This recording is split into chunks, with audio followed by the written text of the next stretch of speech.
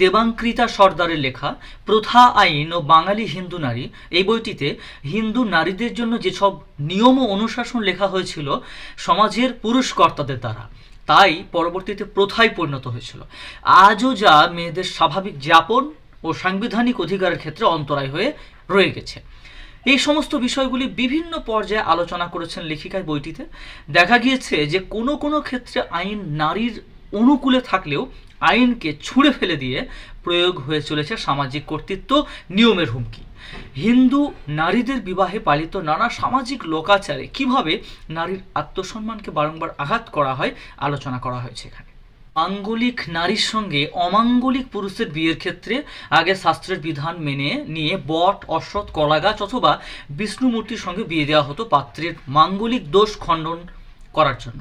অবাক হতে হয় বর্তমানকালেও তার নজির রয়ে গেছে। সুতরাং প্রথাগত শিক্ষার আলো যুক্তিবোধ তৈরি করতে অনেক সময় ব্যর্থ হচ্ছে। কন্যাদানের প্রথায় মেয়েকে পাত্রের পরিবারের হাতে দান করার যে ধারণা, বা বিয়ের সময় পাত্রের মাকে তোমার জন্য দাসী আনতে যাচ্ছি, এই কথা বলার নেপথ্যে যে নিম্ন রুচির পুরুষতান্ত্রিকতা নিহিত, তাও আলোচিত হয়েছে এই বইটিতে।